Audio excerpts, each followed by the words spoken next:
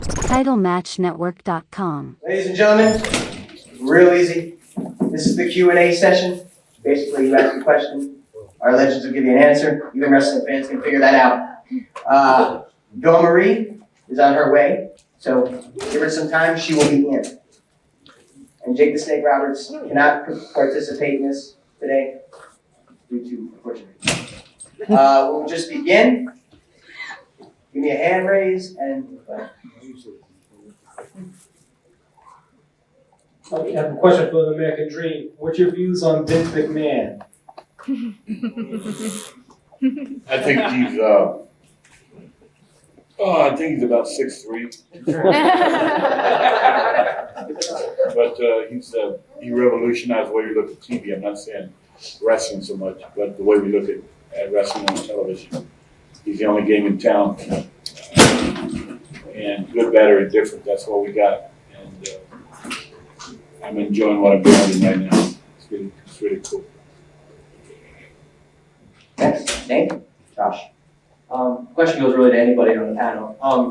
I grew up watching wrestling in the 80s and the early 90s, and it wasn't until like the mid-90s that I stopped watching. I thought focused too much, on what was going on outside the ring rather than inside the ring, which is what I enjoyed when I was a kid. And I was wondering, since you were the guys that I watched growing up, what your view was on wrestling today. Do you think it's taken a turn for the worse, a turn for the better? It's become too commercialized, and it's not relying on, granted these guys are in great shape and do phenomenal things in the ring, but it's not quite the same feel. I was wondering what anybody's take was on that. I think the athletes are in better shape today because they got more time to go train and work out. But back when I started in the mid-'60s, everybody drove every place. Thank you. This was a summer time. So everybody drove every place and they didn't too loud. No. And the degree of wrestling has changed. I like the 60s. I like stuff like that. But don't forget, in the 50s, things changed from the 40s. It's a different business now. It's a different game. It's just different. And there's so many things you can say. But they have an audience, and they do business, and it works. So that's okay. Anybody else? Question? Young man, what's your name? Nana.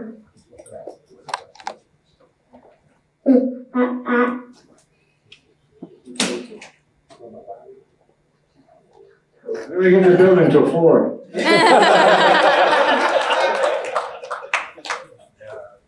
Anybody else? Right here, it's young lady over here. What's your name? Lisa, I want to ask to all the legends, do you think that you guys maybe will come back to WWE either to wrestle or just to be backstage, doing some backstage? And for you guys that were at WWE Homecoming, what do you think of it? I'll come back if they pay me. No, really, if they make the right offer, I'll do anything. I'll work car washes, buy mitzvahs, whatever you want to do. Yeah, make an offer. I might do it. But right now, I have no desire to. I just like what I'm doing and being retired and not remember what day it is. That's fun. It was cool. It was a lot of fun. Here, Justin, need this. No, it was cool. It was a lot of fun, and these guys here, we're all part of it, and it's really cool deal to go back and be with people that you actually competed against and went down the road with and shared a tremendous bond and relationship. That we almost have a fraternity now in a situation. To be able to talk to Harley, outside of the ring is really cool. Instead of getting my ass kicked every time.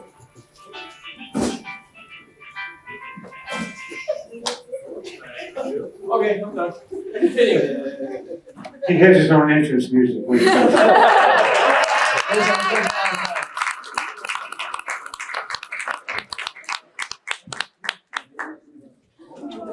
As far as me, I don't have any desire to go back to the WWE. We all sacrificed our lives. We spent a lot of time on the road. In a lot of cases, it caused problems at home. I was very lucky that I got out at a young age when my kids were young, and the results were pretty good for me. But I know a lot of wrestlers that sacrificed a lot of their prime lives and weren't able to watch their kids grow up. I'm I'm a teacher now, so I can't leave. I really enjoy the profession. You know, it was great for me. It was great for all of us, you know, when we were doing it. But the sacrifice is way too much. What was the question? Would you come back to the WWE on camera or behind? Never, no way. No, not a chance. I do a lot of hunting and fishing. I'm a country guy. Like to plant my gardens now and play with my grandchildren. And the only reason I'm here is because I do like to come and see, you know, my friends up here, Harley and Bobby and these guys. You know, it's a brotherhood. We lived, we were with each other more than we were with our wives. And, you know, it's, like you said, these are my beloved brothers. And I miss them. And like you said, that's a lot of reason why I do it. But in all honesty, if something were to come up, me helping with the kids and training, I know for a fact that I know how to train kids, and I see talent. I know how to get it out of them. And I think that's probably one of my gifts. And, but you know, when you have teachers here like Harley, Race, and Dusty, and, you know, they were my teachers. And y'all that asked, well, how much is, well, it's not that, no, but you know what I'm saying. That's who we learned from, man. And these guys taught us, and I mean that truly. They, you know, that's why in the 80s and the early 90s, the wrestling just, bam, took off. It was nuts. It's because when you have tutors like these guys here and how they taught us, and it was an honor, and I thank them. You know, thank you fans very much.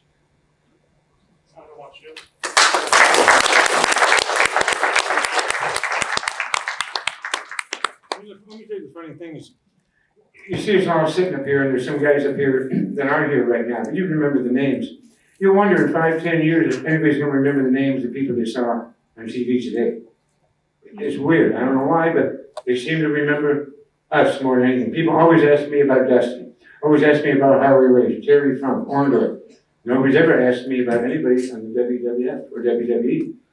And they have a great audience, but it's just they ask, maybe it's because I grew up in this era, but they always ask me about these people. And they always will. I still have to run a little group, and it's called WLW. And the motto of WLW is shut up and wrestle. And I think that sooner or later, they're gonna have to come back to the concept of wrestling is spelled with a W, not with an R. And eventually they'll start putting a little bit more of that content back into it. Hopefully they will. Hi. First, I'd like to apologize to everyone up here for being a little late. Sorry about that. I'm disrespectful. I was just recently released from the WWE due to crashing my little one. And I'm just really happy that I had my opportunity there, and I worked very hard to get there, and I was very blessed, and I was lucky. Would I go back there? I've always learned never say never, but at this point right now, no. After the baby's born, I'll possibly entertain going to a lesser schedule somewhere else, pursuing other things. I love this business. I've always loved it.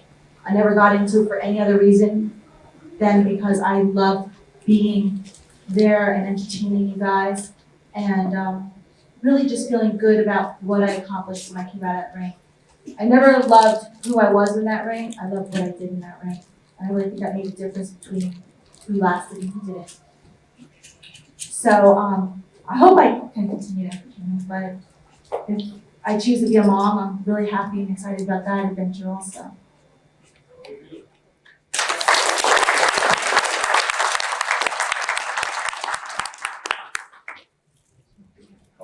Would I go back to the WWE, I kind of doubt it, not kind of doubt it, I know I would go back. Well, first of all, Vince wouldn't invite me back because I'm one of the few that used to fight with him constantly all the time.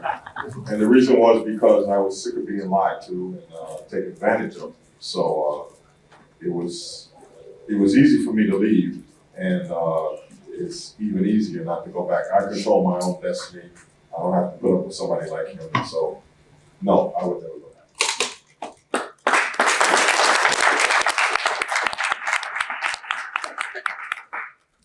Well, I've wrestled for some real rinky-dink organizations in the alleyway in Cleveland and back of some bar. You're darn right I'd go back to the WWE because it is wrestling.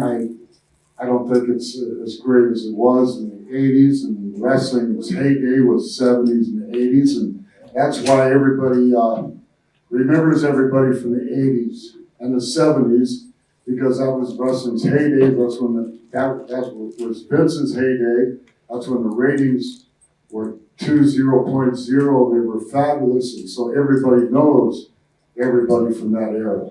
And that's the reason they don't know everybody from this era, because the ratings are way, way down. But yeah, I would go back. I still wrestle today, and I would love to train the guys, and I love the business. It's my passion.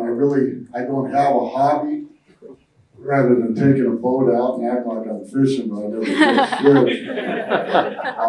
I never had a hobby. Wrestling, I guess, was, it was my livelihood. It was my entire life. Really had a passion for it. My father, Johnny Valentine, was the same way. I asked my dad one time, I said, what do you really, really, really like in life besides wrestling? And he said, nothing. He just liked to wrestle. So, thank you.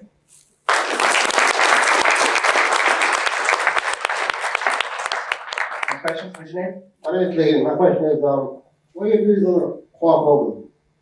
Who? Anybody? Anybody? I'm sorry, what do you say? What are your views on Hulk Hogan? Views on Hulk Hogan. Views on Hogan? I'm concerned that he was one of the greatest attractions this business has ever had and has. Everybody's made a lot of money with that man, and a lot of guys don't like him, a lot of guys like him. I can't say anything bad about him. He's been fine to me. You have to judge people by the way they treat you. And he's never hurt me. He's never done anything that I know behind my back. So he's okay. He's been great for this business. I mean, face it, I don't see anybody that's ever been stronger around the world than that man. Of course, television had a lot to do with it, and a lot of people put him over. But it was done right, and thank God we were there for the ride. That's how I look at it.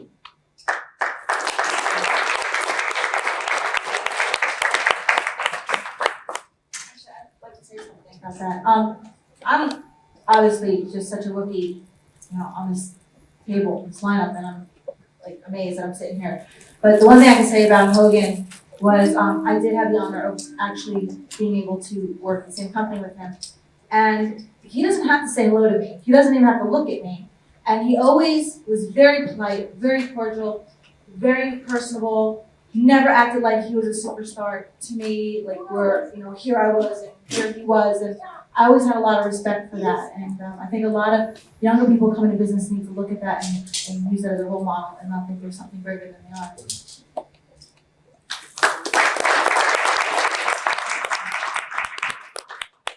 Next question, what's your name? My name is David, and I'm in Staten Island. Okay, I had a two-part question with Marie. First off, pregnant or not, still one of the sexiest women in professional wrestling. No problem. And first part is, how would you compare WWE-style writing to ECW during its heyday? And what is your opinion on the Divas and the way portrayed in WWE today? Well, the biggest difference between ECW writing and WWE is ECW didn't have any. They kind of just went out there. They gave us an idea of what they wanted to be done and what needed to be accomplished. And I think Paul Heyman's greatest strength in this industry, or his genius, as they call it, was that he saw hidden talent in people. And then he gave us a stage in the foreground to do what we do. And he said, this is what I want as a finish. This is what I want to be accomplished. This is kind of what I want the direction to be. Go out there and do what you do. He gave us that creativity And that's why everyone had their own individual characters, because we created these people with the help of the molding of Paul Heyman. And I really believe that that was what his genius was. The writing team at WWE, it's different. It's very structured. They tell you what to say, and you do it. and that's fine. It's just two different ways of working. That's all. Not one better than the other. It's just whatever one you prefer as a talent. And your second question. Today's divas and the way you think they're portrayed in WWE, especially with these Ashton stars and people that really don't have the wrestling experience like you or Victoria or other people that have been there before. You know what? I don't blame the females well, we'll talk about the females. So I don't blame the females for being in there and doing what they do. They were given an opportunity and a chance to go out there and make a paycheck, because half of them never even watched the product or don't even know I saw wrestling before they got involved. So, but I don't blame them. I don't blame them. They're taking an opportunity and they're making the best of it to feed themselves and their families. God bless them. Do what you gotta do. The way they're being portrayed, I never had a problem with the way women were portrayed in the industry, because you're playing a part. If I play, Julia Roberts played a prostitute, in Pretty Woman. It doesn't mean she's a prostitute in real life, okay? Why is it any different when we're on a stage in the wrestling ring? There is no difference. And that's the way I feel. I don't look at these women down or anything like that. They're doing their job. They're doing what they're told, and I have a lot of respect for that. We were talking about, as far as the talent, and let's face it, there is a bit of a downfall in wrestling right today. And the reason is because we're out here right now exposing our business. You're asking who's doing the writing. We never had writers. And then the next thing, we knew how to work. You would never know what the word work meant. And to be quite honest, when you make a show around women, to be quite frankly, I think there's a place in them every now and then, but I don't think to bring a show and it ain't gonna work, and it hasn't worked. And that's why Vince doesn't have that many house shows anymore, because they're dead. Nobody knows how to work anymore. And everybody talks. You have the internet. And to me, that's where it is right now.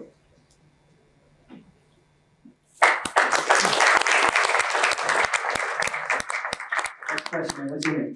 My name is Cornelius, and my question is for Bad News Allen. Did you find any discrimination working with Rowdy Piper when he paid himself half black at WrestleMania?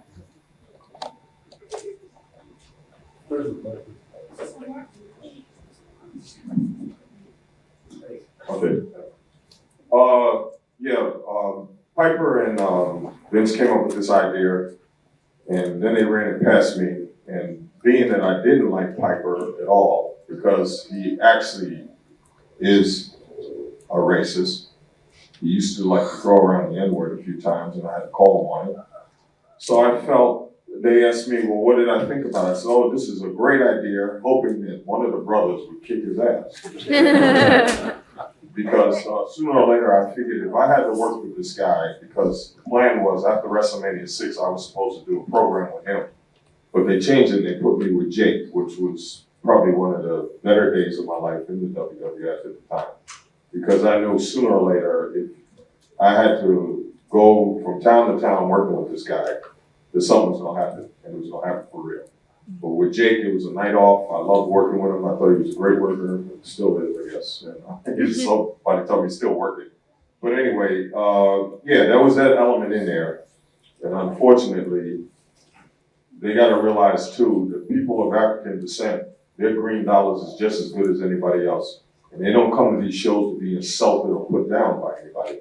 And I tried to explain this to them, and it was something that just completely went over their head.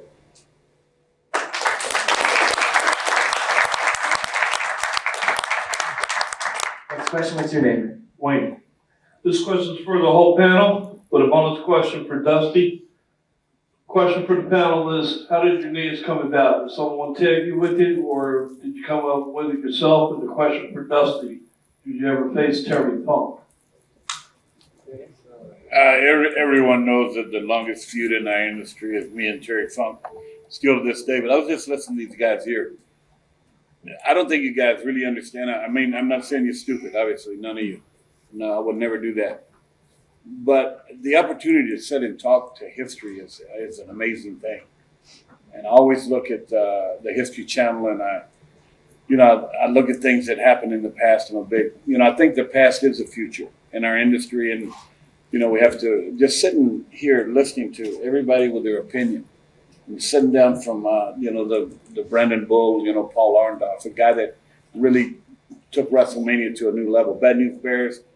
I mean, Bad News Allen or the Bad News Bears. And but we grew up in the same hood. I mean, he knew from a long time ago when we talked, the way I felt about no matter what race, creed, or color. And Bobby and everyone here, it's an honor that you're listening to history, guys. I mean, it's just amazing.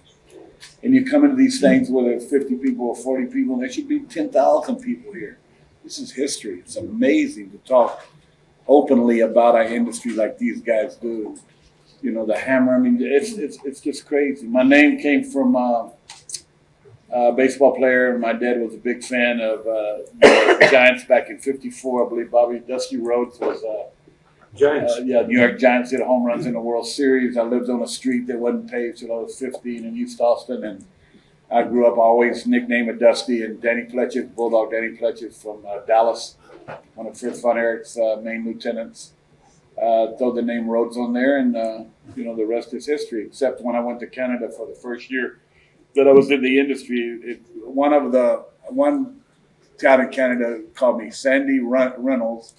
One was Sandy Rhodes, and the other one was New Faces Match, which I liked the best. So I looked on the card and say, I'm not on the card, but down at the bottom it said New Faces Match. So that was Victor the Bear. Harley remembers this.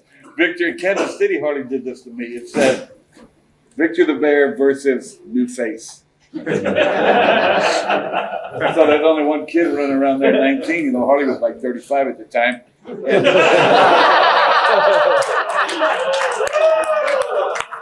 Yeah, but Harley's gonna be the bear bitch there. Yeah. I'm only joking, but so that's how I got mine. Yeah, my dad really, I was always called Dusty. So, American Dream is in all of us, so that goes along with the turf.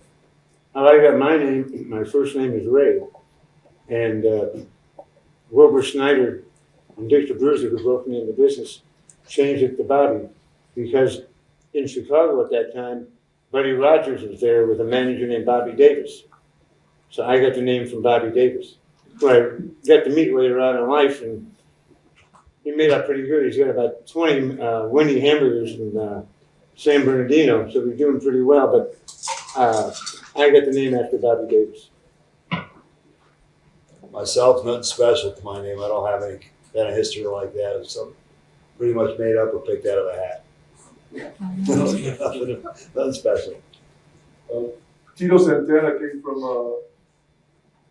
I started working for, and most of us worked for Vince Sr. And when the $1 Million Man, Ted DiBiase, came to New York, I just tugged along with him. I just came and with no problems whatsoever. And Vince McMahon saw me work, and he told me that he wanted me to get a better name than what I had. My real name is Merced Solis, and there's no ring to Merced. So he said, you need to have a catchy name. I always liked the name Santana, probably from the group Santana, and I went, the very first TV after that I did for Vince, he told me you're going to be Tino Santana, Tino, and I went in the ring and I signed a couple of autographs. It was my first TV, not too many people wanted my autograph. And I signed as Tino Santana, and when I walked through the curtains, Vince McMahon grabbed me and he said, no, you're going to be Tito Santana from now on. And I did 1 hour of Tino and then 17 years of Tito. This is vintage autographs. Bobby, what was the question? You should think I know. I'm only with your manager one time. The name Harley Race my parents gave to me. When I first broke into business, I decided I'd wrestle. Everybody had a stage name, so I come up with one too, with the name of Jack Long. I came back home, my parents asked me, "Where have you been? We haven't heard anything about you." I said, "Well, I'm wrestling under a different name." They said, "Well, don't you think you got kind of a unique name all on your own, Harley Race?" I haven't changed it since. And been fairly successful at it. Mine actually started many, many years ago. I was 18 years old. I had a boy for 4 years, and unfortunately, he had committed suicide. And at that time, it was a very changing point in my life. I'm touching here in that shape. And, but at the time, I just looked at my life and just decided to make a change. And I didn't like who I was or where I was going and what I was accomplishing. And I just said, that's it. I got to take responsibility for my life. And from that point on, I chose to call myself Dawn Marie, because my middle name is Marie. So that's just what I called myself. It was sort of like my change into becoming the person I want to be, not what I was at that time. I started in the business in Japan itself, and Antonio Inuki was the owner of the company. And when I first got there, they actually gave me the name of Buffalo Allen because they had some kind of contest in Japan for somebody to come up with a name because they knew me from judo. And they came up with this name Buffalo, which I couldn't stand. I thought it was a terrible name. But finally, Antonio Inuki says, "Well, we're thinking of making you a heel because just your mannerism and your facials and everything. But you got to come up with a different name." Well, the reason I had that name was coming in from judo because I was the AU national champion 5 times. And one time we had every year we'd have a national tournament. I won it 5 times, but one year I went to the nationals, and Pat Boris, who was on the Olympic team with me, he was a middle lightweight. He just happened to be standing there, and they used to have a big board up, and they'd have everybody's names on it, with the weight class you were in, who were you going to compete against, and everything. So this one guy, he was pretty big, and he was in my weight class, and he was going to compete against me. And he looked up at the board, and he saw he was going up against me. So then, and plus I was a defending champ and everything, and they said, he says to Pat, he looks over and he goes, "Is he really as bad as they say he is?" No, he says, "Is he really as good as they say he is?" And Pat looked at him and says, "That guy's bad news." So he actually stuck the name on me. So through my career in judo, and actually Pat was on the, like I said, he was on the Olympic team with me. I got out there, so Inuki says to me, "Okay, we need to come up with a different name, because I hate that name." I said, "Thank goodness, because I hate it too." So he says, "Pick one." I said, "Well, why don't they use the name they used in judo for me?" He said, "What was that?" I said, "Bad News Allen." He said, "Okay, that's the name." That's how my name became. When I went to the WWF, they changed it to Brown, but I always wrestled as Bad News Allen.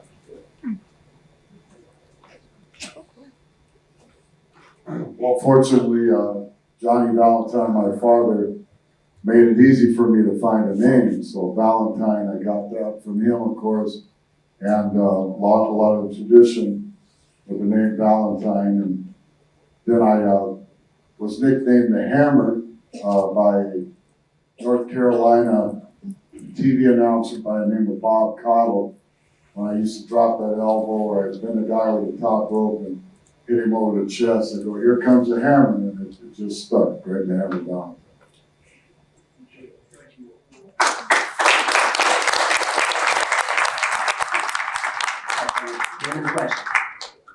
For Valentine, did you and Bruce ever beat Demolition? I only remember wrestling one time on television on one of the Superstars syndications, Des Moines, Iowa. I got a pretty good memory, but I can't remember the ending of the match. But we wrestled them only once. Question. All right, my next question is for the King Harley Race. I've heard many different stories behind this, but I'd like to hear it from you. What's the true story about you bringing a shotgun to a WWF TV show? Absolute yes. I don't know Hogan started that rumor. But just use common sense. If you walked into any big arena with a shotgun, what would happen to you? There's several of them I'd like to walk into that.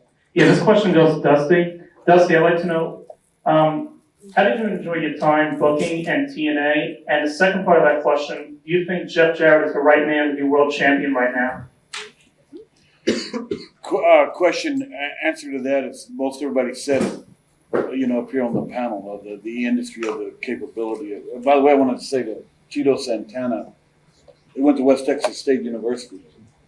There were, you guys won history, there were 14 guys that went to West Texas State that are in our industry, and 3 of them were world heavyweight champions. It was amazing. It's an amazing story that many guys went to school out there and became professional wrestlers. But Jeff Jarrett is the only name that has a name identity.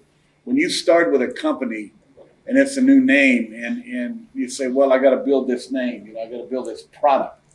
Because he was at the World Wrestling Entertainment, because he was at all the territorial systems that ran during that era, he had his name is out there to represent whatever it is, that era. When you look at AJ Styles, who can do everything in the world but sell tickets. That's the key deal here, man. Paul Arndorf said that. Because this crowd right here is about the crowd that shows up to see them guys. And that's a shame, because they're tremendously talented. So the only guy that had sold a part of a package that sold tickets is Jeff Jarrett. So certainly Jeff is there. But the key here is not a guy or a girl on this panel that didn't draw a tremendous amount of money sometimes along the road. So when you look and you read the net and you say, boy, this guy is great. Paul London is the greatest performer. Jesus Christ. Harley Race is the greatest performer in the industry. And so, well, they had a big house the other night. Where were they? They were over in Podunk, Kentucky. And Paul was against AJ, and they do 75. It was up from 50 people. Shit. So that's the difference. So the only guy that they have, the only guy and I've been there. The great Dusty Rhodes American Dream. I looked at the curtain, there's 35 people there. So they thought they were going to get my goat. And said, there's only 35 people there. I said, I drew my 35. AJ didn't draw his 35.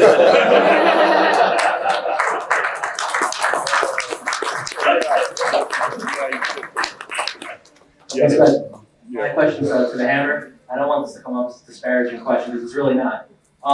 Given how great of a wrestler you were in the 70s and 80s, and then you did the rhythm and blues stint, it just really didn't seem like it was you, and I was wondering if that was something that you really wanted to do and you were really into it, because it didn't seem like your heart was into it. You wrestled independently. You really seemed like you were just a great wrestler. And then when you did the tag team thing with Honky Tonk Man, it seemed like that you just didn't really want to do it that much. I was wondering if that was something you really wanted to do, or something Vince threw right there. Well, every time someone brings up one of those pictures of me with black hair, and it was only 6 months out of 35 years that I've been in this business. But that 6 months comes back to haunt me all the time. And actually, at the time, I was, pretty much on my way out. I've been there 16 years. They were chasing me around for a year trying to talk me into doing it. And one day I must have took too many tranquilizers or something. I let Jimmy Hart dye my hair in Phoenix. And then I watched myself on TV after I got back home. Oh, by the way, I told my wife I'd be waiting for her there in Tampa, and she drove right by me twice.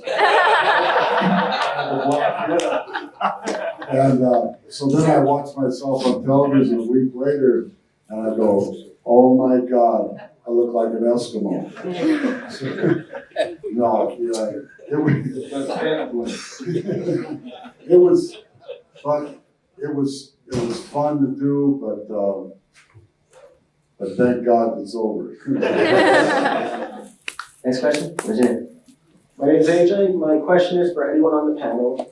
I just recently bought the Ultimate Warrior DVD, and he was portrayed pretty negatively, and I thought it was pretty interesting, and Bobby actually had a lot to say about him. But I just want to know if anyone else would like to share their opinion or stories on the Ultimate Warrior.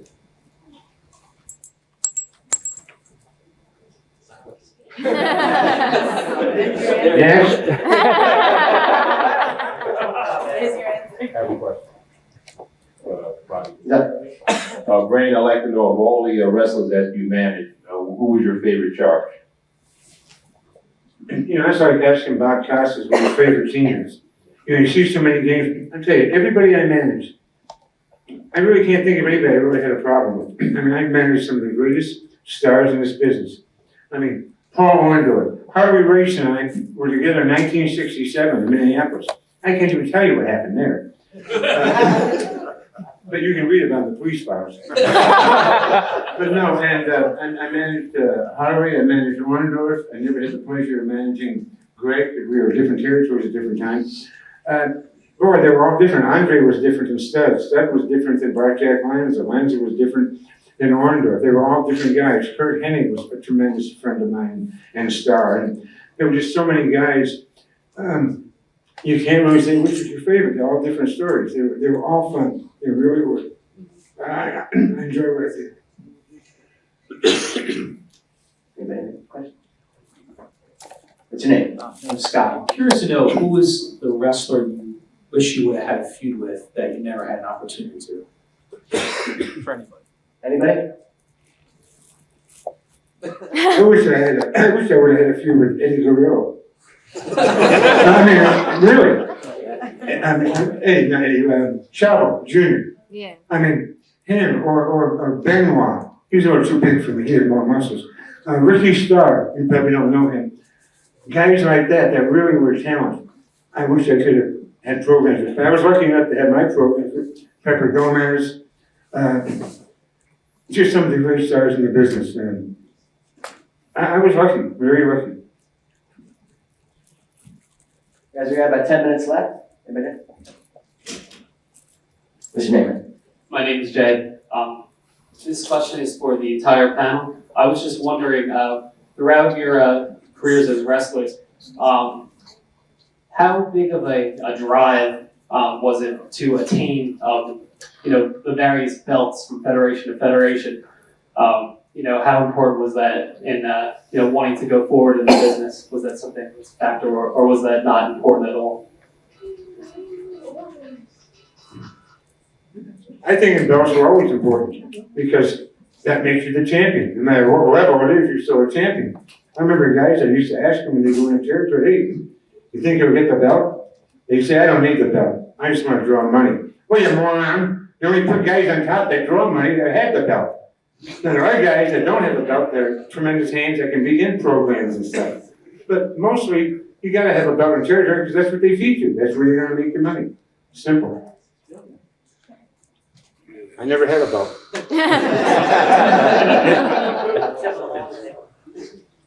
Next question. What does it feel like in the ring for anybody on the panel? It's yeah, it's real good. It's exciting. It's a rush. Feels like home. Yeah, it is home. That's why we're still here. It is home. It's home to me. That's when I'm most happiest. Next question. My question is for Dusty Rhodes. I was watching Raw last week and I saw that they fired Jim Ross over, I guess from announcing anyway. And there's been 3 announcers that I admired since like the 80s is Bobby Heenan and Gorilla Monsoon and Jim Ross. They just have a great style of how they're on the mic. And I just wondering, how do you feel about that? And where they're going with the announcers' perspective of how they're going to go with announcing. Well, I think that Ross is, he's got the best call in the industry. He makes you feel like it's a Super Bowl game. If he calls a match, I mean, it's the main event. It's amazing call. Kind of throw back to the Garden Soli days. He was by far the greatest of all time.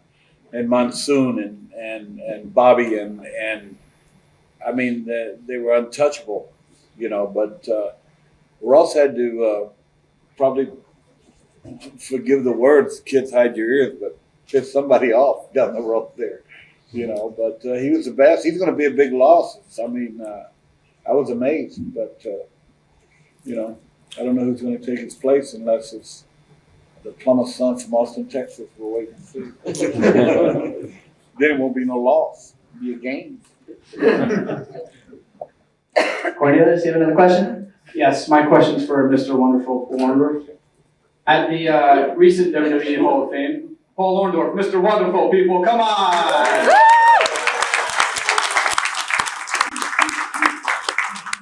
At the recent WWE Hall of Fame ceremony, Hulk Hogan came out and he was thanking everybody, Jimmy Hart, The Sheik, Nikolai, and when he got to you, it seems like you were the only one that didn't stand up to shake his hand. So I was wondering if there's any tension between you and Hogan, and what was it like to work with him? Well, yeah, because I'm pissed off that he made all the money and I made him. So that's the problem I have. Amen. A lot of guys up here too that did just that. No, listen, I don't have to, I don't hate nobody. I don't love him.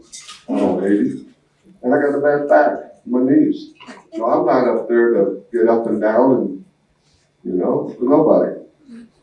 That's just the way it was. Excuse me, I've got to leave. I'm going to go film another Hogan's Knows Best.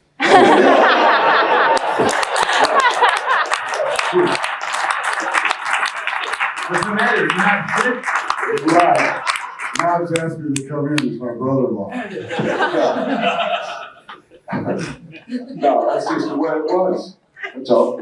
It's the way it was. Wait. Dusty, how do you feel about Zach Allen being in TNA? Who is that? For that? No, really. Let Sam apologize. That's all right. I had no. All right, I got one more for the panel. If you guys were in the ring today, could you take him on? Oh, the one-legged guy. That question is easy to answer. The answer is no. Yeah. I didn't take none when I was in good shape. I didn't take too many myself. Harley took a lot of bumps. Question? Yeah, this question is for Dusty. Now that you're writing for the WWE, do they still try to How control do you you know back I'm there? writing for the WWE? How do you know I just infiltrated the company? Well, this is if you were writing for the WWE. Do you come in conflict with, the young guys that come in there with the degrees from these, elite colleges trying to write for the WWE? Because I know the majority of the stuff don't come from the old school guys. You legends here in front of us today who used to go out there and put your heart and soul into the shows and not all this glitz and glamour. How would you try to, persuade some of the younger guys who just want us to see us, the viewers, just to see the sex and the, the nastiness in it all? It's kind of like Bad News said. They come in on Monday and they all put in their suggestions. And this is the way that I keep them away from me. I throw a piece of paper down, handwritten. It says Dusty Rhodes versus Harley Race, Monday Night Raw. And they say, okay, thank you. Okay, I wait about 4 or 5 hours and they come back in. So there's not a lot of interaction there. These guys are pretty talented kids, the ones that are there right now. They've wrote a lot of stuff. I mean, they're amazing. They can type fast, buddy. These guys can type, you know what I mean? So I'm finding it interesting in the battles we have over just what these guys are talking about right here. My battles with them, and because I've done it before. I'm not just there. But it's a lot of fun. And like Greg said about the black hair, there was about a year and a half there that I was running around with polka dots on. You remember? And I would say, man, this is crap. I ain't gonna do this until Wednesday, and that's when we got our check. So I'd go another week. I said, I ain't gonna do this no more. And so I'll wait another day. Well, I said, well, if it's Tuesday, I'll wait till Wednesday. I get my check. Then pretty soon, I just kind of got used to it. But it was cool. I had a lot of fun with it. He didn't say you had to do that. Greg got drunk and had somebody dye his hair black. He didn't tell you the whole story. I thought it'd be cool. It was fun. There's nothing. Harley got mad at me, but that's all right. Harley said, somebody said he took all the bumps. That's wrong. I've never been beat over the years so much as, and Harley just, I mean, I did everything in the world to make him look great. Then you get up to the table there. What in the hell did I just hear?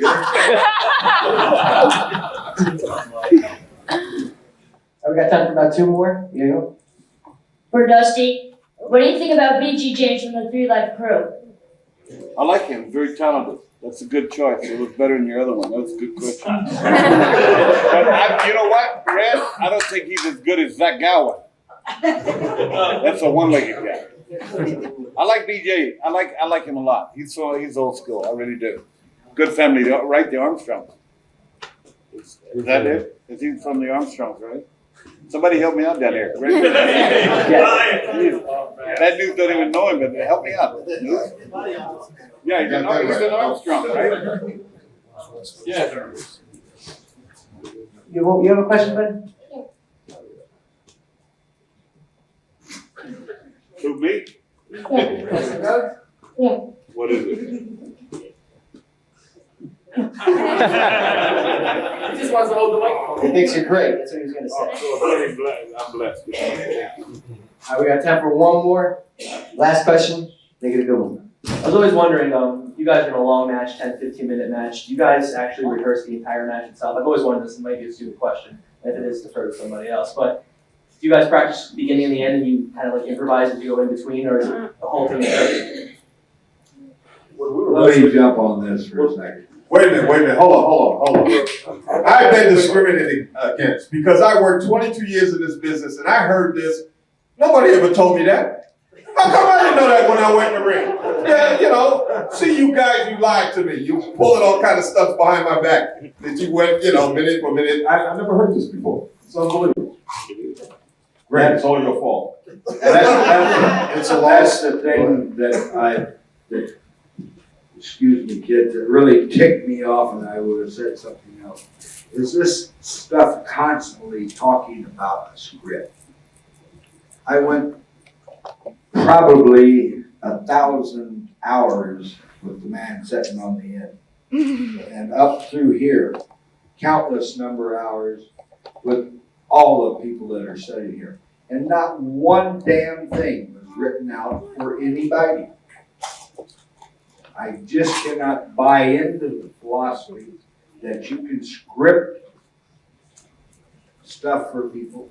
If you stumble and fall, where do you go from the script? If you're not talented enough to pick it up and go with it, then all the writers in the world are not going to make you a star. That's the problem. That's what's wrong with the wrestling business today, because it's a lost art.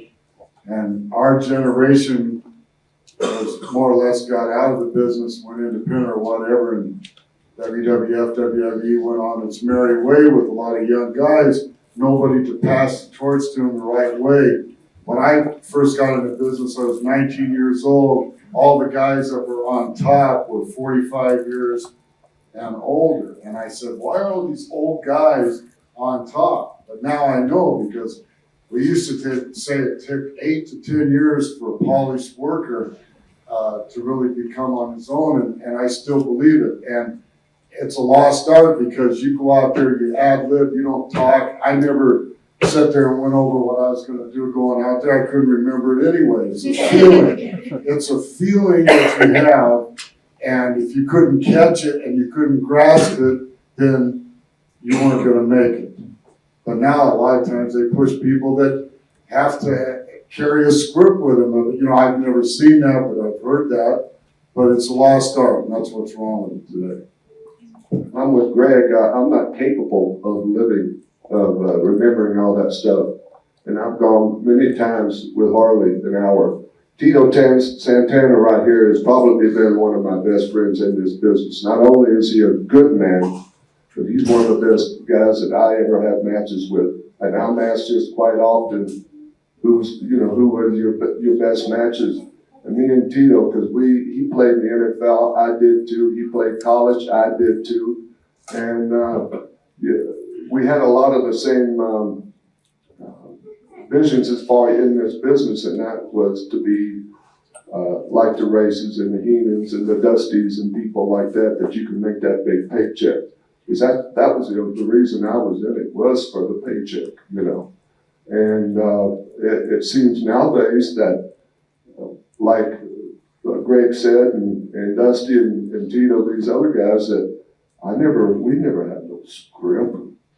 And that's the difference between having house shows and not having house shows. When you got these scripts, the people ain't buying it because, see, you're all out of tune with the people. You got to be in tune with everybody, and you got to be able to, capture that moment. And it's just like a football play when you hit a hole. You don't have 0.5 of a second to decide whether you want to hit that hole. You got to know, and you know that from experience, this is the right thing to do.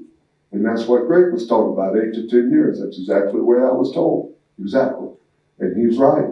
And by that time, you do get an idea of it, and it probably takes even longer, to the point that you know how to put butts in those seats right there. Once you can do that, and you know how to say, and you know how to talk, and you know what kind of matches you're with, and the right people, it takes two to tango. And it's you're real good workers is the type guy like Harley that could work and have a match with anybody. That's talent. And a lot of you people here, I'm sorry to say, don't know what talent is because you were young and you didn't really get to see what talent really was. You may not remember it. And because a lot of you people here were during the era of the good days, the good ones. Will it ever be like that? No way, because we're all going to be dead in 25 years, and then who's going to pass it on? There is nobody. Except the old tapes that have been bought from WCW.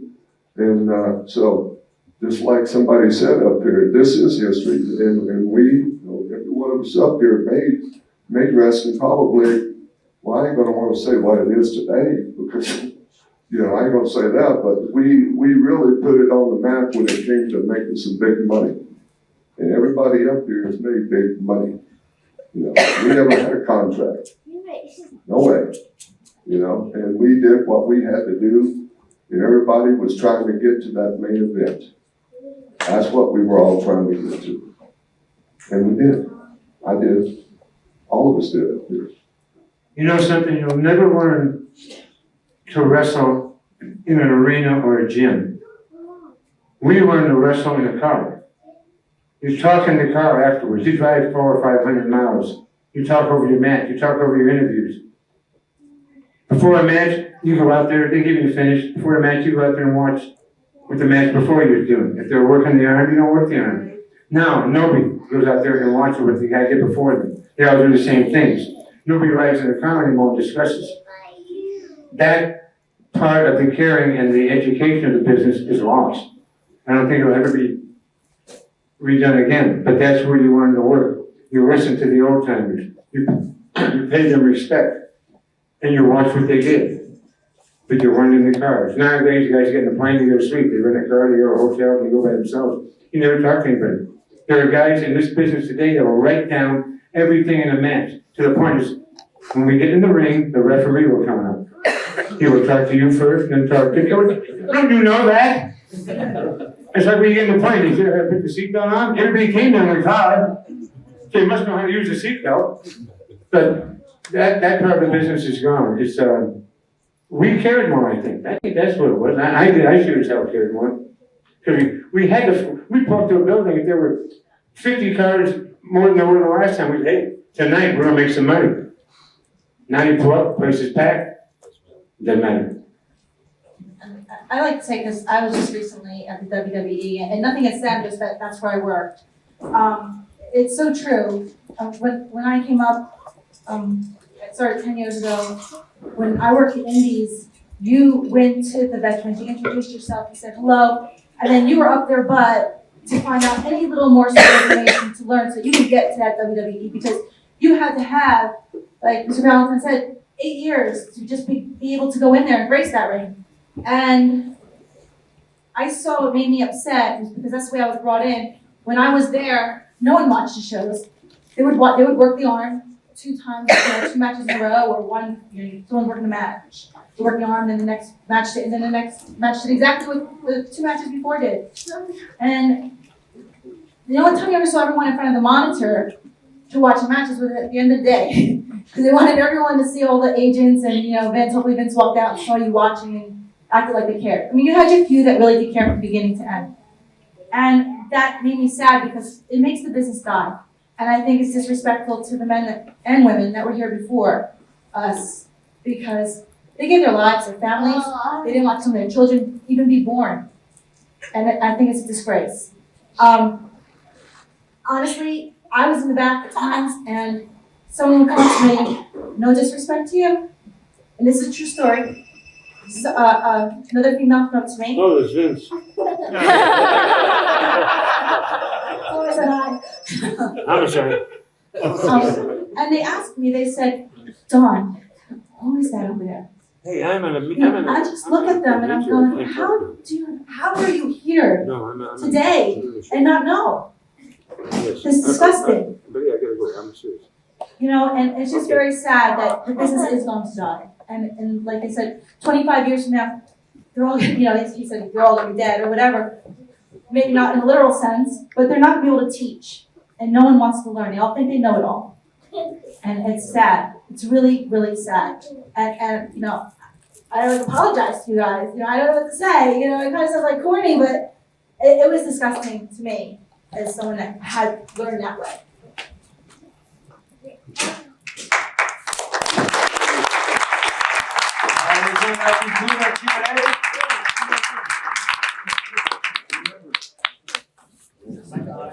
Questions? You're kidding. There was no question. But we don't get a chance to do this that much. We try to get the best job we can in that ring. But really, thank you people. Because you people, without you, we don't have nothing. That's the truth. And get better jobs. You can make more money. Right? Thank you.